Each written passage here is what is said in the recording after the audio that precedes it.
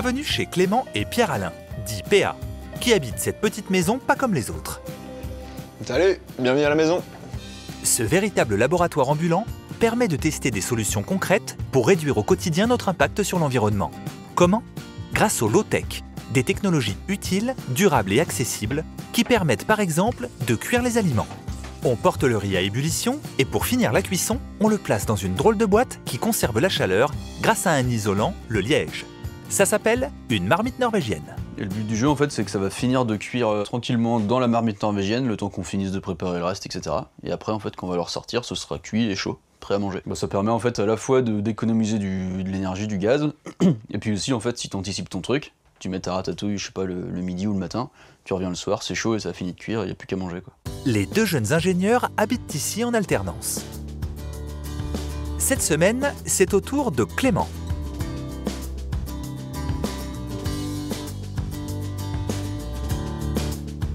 Dans la maison, les low-tech sont partout, y compris pour conserver les aliments.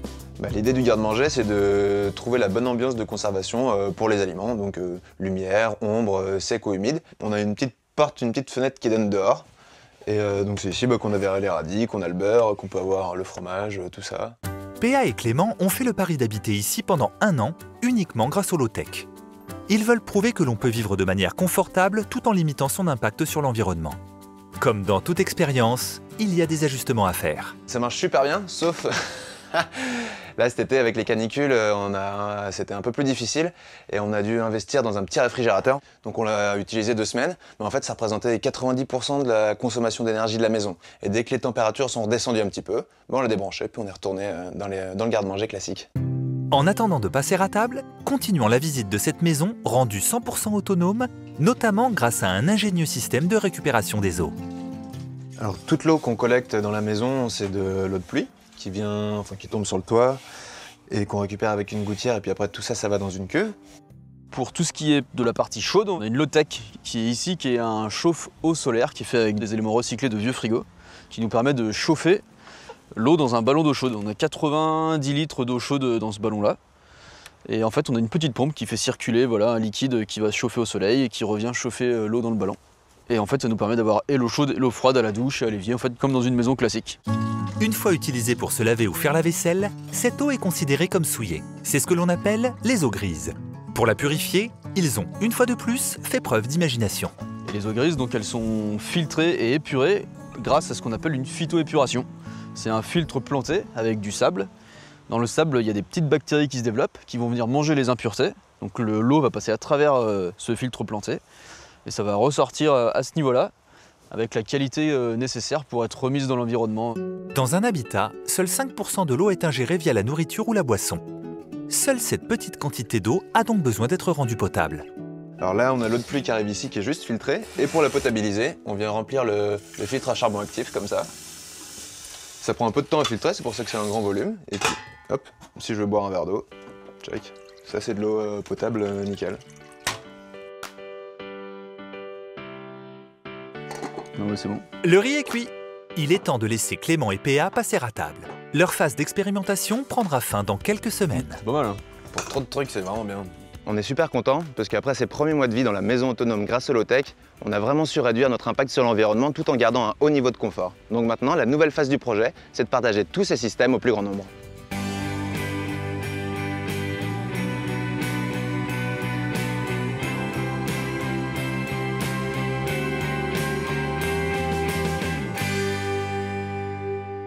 Retour dans le quartier de la Confluence à Lyon, sous la pluie, comme vous voyez. Donc ici, c'est un quartier c'est beau à Lyon, écologique où l'on construit la ville du futur. Et nous nous retrouvons donc avec Elisabeth Buffet, comme vous voyez, et Clément.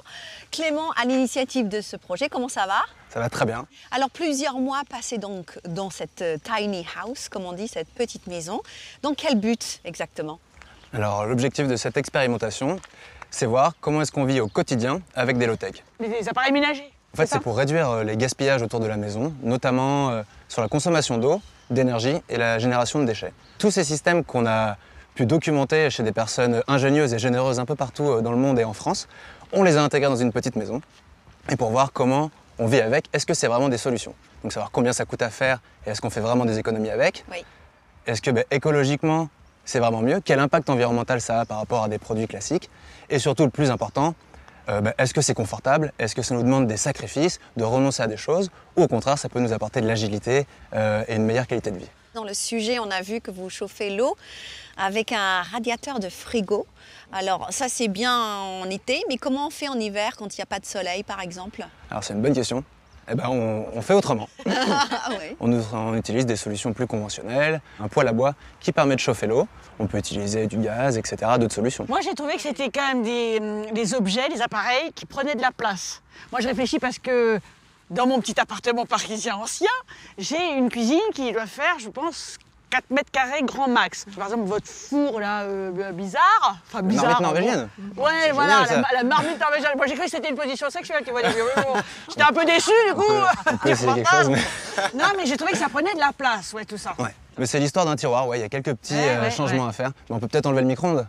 Toi, tu es un homme moderne. Tu as un téléphone portable, un ordinateur, tout le reste. Comment on charge tout ça dans une tiny house? Alors, c'est pas parce qu'on est au low-tech qu'on est en opposition au tout high-tech. Pour ça, on a 2 panneaux solaires qui permettent de produire l'électricité pour ce dont on a besoin.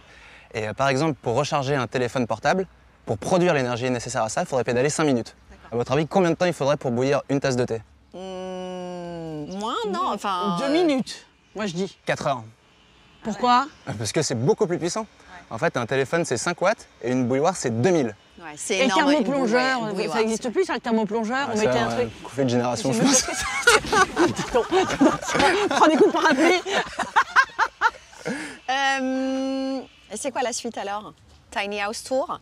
Concarneau, c'était pas forcément à côté de chez tout le monde. Du coup, on s'est dit, au lieu de faire venir les gens, on va plutôt aller à leur rencontre en faisant un habitat mobile et en proposant à chacun de pouvoir vivre Moi, j'avais l'expérience. Oui, c'est comme un petit une roulotte. caravane en fait, roulotte en C'est quelque sorte. une maisonnette qui peut se déplacer, on va dire. Clément, quels sont tes atouts pour remporter le label On a la solution? C'est le À part moment le physique. sérieux.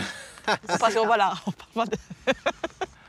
Je pense que là, nous, on a besoin d'encouragement, tout simplement, parce qu'on termine une première phase d'expérimentation, mais le but maintenant, c'est de faire connaître ça, que tout le monde puisse accéder à ces systèmes s'ils sont vraiment pertinents. Donc je pense que c'est ça, c'est d'encourager, donner envie aux gens de faire quelques petits changements chez eux pour vraiment améliorer leur relation à leur habitat et à la planète en général. C'est le moment pour Elisabeth de noter. j'adore. Donc elle a son ardoise avec j'adore. nos critères utiles pour tous, durables et original. Elle va noter maintenant tout de suite. Alors, Eh bien, on se retrouve tout à l'heure, Clément, d'accord? Et nous, on va aller voir Vincent, notre chroniqueur, qui a fait un tour du monde des objets, des idées en matière Tour du monde. d'habitat durable. Ouais, ce serait pas une aventure des temps modernes? C'est un peu ça. On y va. C'est par là. Ah. Merci beaucoup Clément. À Avec tout à grand l'heure. plaisir. Il est l'heure d'annoncer le nom de C'est celui l'heure avec ou un grand celle qui remporte le label On a la solution. D'accord? C'est ici. Ah oui, il y a silence Répétez. d'un coup. Je sens le suspense dans la salle, le suspense. souffle. Voici le label. Oh! Alors, je sais que c'est une question un peu banale, mais ça n'a pas dû être facile quand même. Oui, c'est clair que les 4 projets, enfin les 4 initiatives sont super intéressantes. Je ne soupçonnais pas qu'il y avait des gens qui faisaient des trucs comme ça. Donc ça a été dur, ça a été dur. C'est le moment. Il va falloir annoncer. Attends, on va faire du suspense. Ok, on fait une tête de suspense. Qui a remporté le label On a la solution? Elisabeth, c'est à vous. Eh bien, c'est Clément! Bravo! Super! Merci. Bravo! Bravo! Alors, je vais dire pourquoi. Ce que j'ai trouvé intéressant et me concernant, c'est que j'ai trouvé ça, voilà, on parlait des objets du quotidien, les appareils ménagers.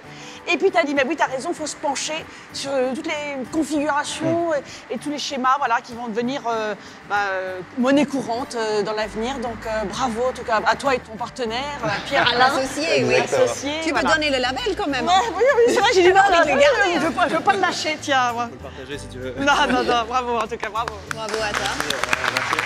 Un petit mot peut-être, Clément. Rapidement, déjà merci à vous, à Nina, Cédric et Jean-Christophe, parce que je pense qu'on a tous gagné à se rencontrer déjà. Et ça, c'est top. On a même prévu de se recroiser prochainement pour voir comment on pouvait partager nos expériences et justement ensemble se tirer tous vers le haut. Et puis je me sens un peu imposteur à gagner ça parce que je suis qu'une petite partie de l'iceberg visible. Il y a bien sûr Pierre-Alain avec qui on a tout fait ensemble, les bons coups et les moins bons. Et surtout, c'est les personnes qui ont cru dans le partage, parce que toutes les solutions qu'on a intégrées dans la maison, nous, on n'a rien inventé avec PA. C'est que des personnes qui ont ouvert leur maison, leurs ateliers, qui ont cru dans la générosité, qui ont parié là-dessus. Et c'est merci à eux et vive le savoir libre. Ah non, il est bien, hein, vraiment. Il est bien, il est bien.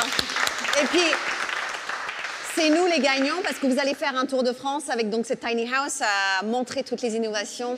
Merci beaucoup. Et je voudrais vous dire que si vous avez envie de vous marrer encore plus, allez voir Elisabeth sur scène. Elle a son One Woman Show qui se joue en ce moment à Paris. Ça s'appelle Obsolescence programmée. Donc on reste dans le sujet, tu vois, oui. C'est pour ça que je me sens concernée. Le recyclage, oui, des vieux déchets, oui, tout à fait. Elle sera donc à Paris jusqu'à la fin de l'année au Théâtre du Marais. C'est ça. Et puis ensuite en tournée dans toute la France. Si vous aussi vous avez des solutions et vous avez envie de les partager avec nous, rendez-vous sur les réseaux sociaux. Nous on vous dit au revoir et à très bientôt. Salut!